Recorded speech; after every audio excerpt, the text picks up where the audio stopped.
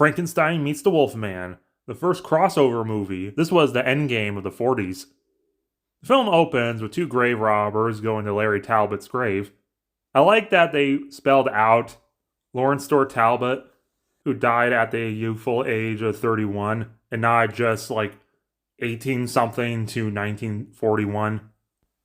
They open the grave, and he's looking pretty good, other than being covered in wolf's bane. And he's still alive and attacks one of the guys as the other one runs away, dropping his lantern. Later, the police find Lon Chaney trying to escape the set. He's looking pretty good for getting his face bashed in by a cane last time we saw him. So the doctor just puts a cartoon bandage on his head and looks over him. He's also the same actor as Frank from Wolfman. It's also implied that we're in Cardiff. Always knew the Welsh were werewolves. They identify him, and it turns out that this film is set 4 years after Wolfman. So if we do the math, that means this film takes place in 1945. This movie was released in 1943. Oh no, there's a full moon out, and we actually see the full moon unlike in Wolfman, as well as the actual transformation into the werewolf. It's a lot of crossfading and gluing burnt yak hair to his face. At least he gets to lay down. I would hate to stand there for 7 hours as they put that crap on me. And he attacks, but luckily he sneaks in that next day. The doctor doesn't notice that his head bandage is gone, but Larry knows what's up. He keeps trying to convince everyone that he's a werewolf and Larry Talbot, but no one believes him. So they go to his grave. They find the grave robbers' bodies, and turns out that Larry's dad died off screen shortly after the first film. They finally just agree that he's Larry, but he escaped.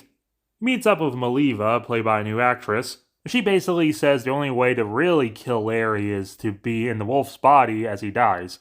So they travel to the town from Ghost of Frankenstein and started looking around. About a Dr. Frankenstein. Yeah, which one? They all are. The villagers point him to the castle, and what the fuck is that? They leveled the castle in the last film, and now it's perfectly standing. And they built a dam nearby, which will totally not be important later.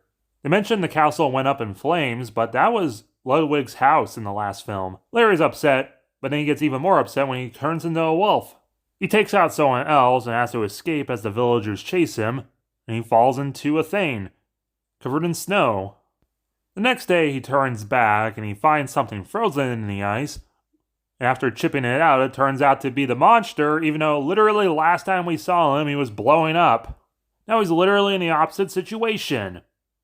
Okay, there actually is a little bit of an explanation for this. There is a almost lost deleted scene from the last film that showed the monster escaping the fire. Now why they never remastered this is another thing. Originally the monster was going to be played by Lon Chaney, just like the last film, but then they realized that would be really silly to have the same actor play both roles, and also be a logistical nightmare to try and put all this makeup on him and then take it off just to put on more makeup, and it'll take forever. So instead, they gave the role to Bela Lugosi.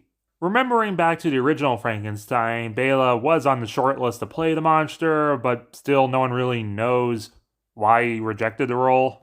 And I guess it makes sense now because it's Igor's brain in it since the end of Ghost of Frankenstein.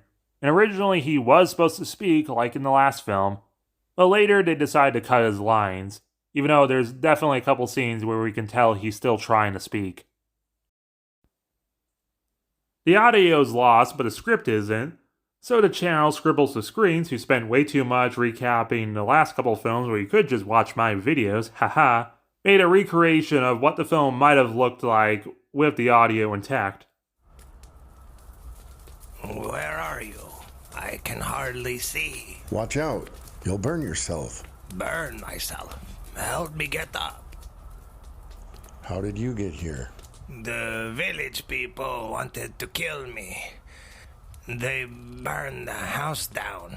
Dr. Frankenstein died before my eyes. I ran, my clothes afire, down into the cellar, toward the ice house, where I could be safe. But I fell into the mainstream. I lost consciousness.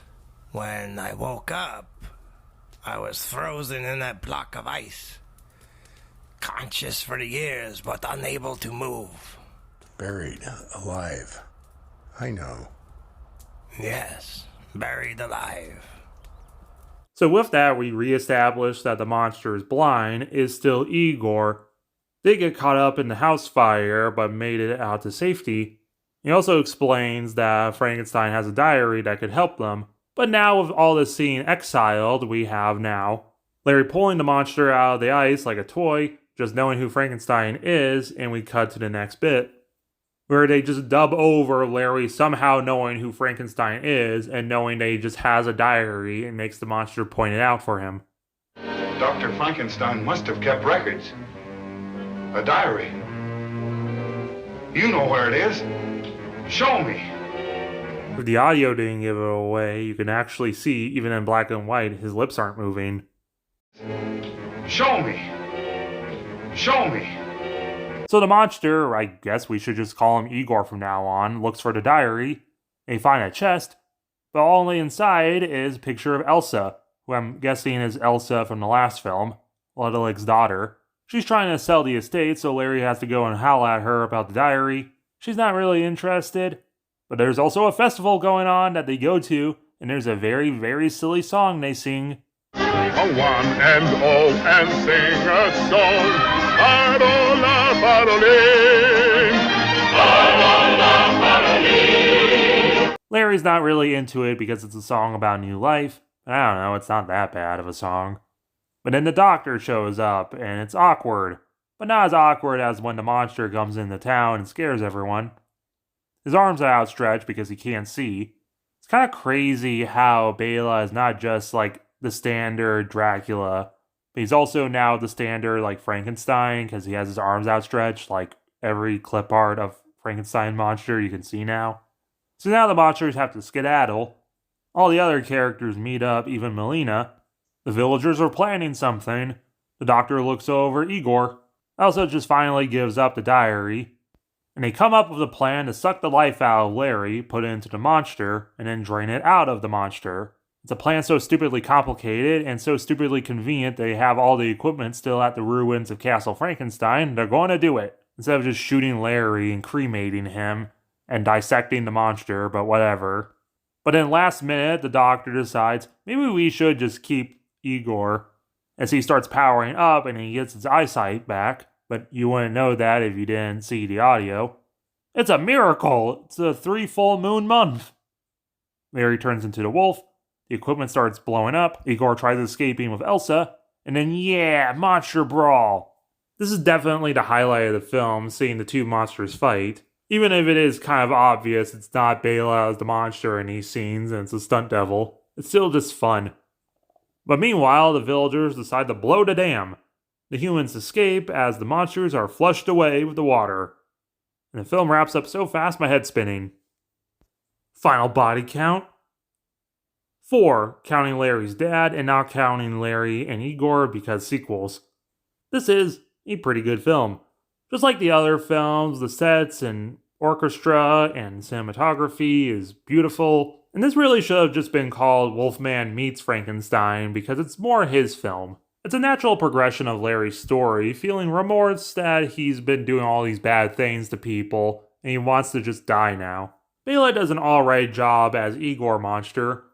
I really wish that the audio was still intact, because the film feels a little weird without it. But of course, no one can really capture the elegance of Boris. The monster fight at the end is really fun, even if we don't see a lot of it. Overall, if you like the other films, I definitely recommend this one.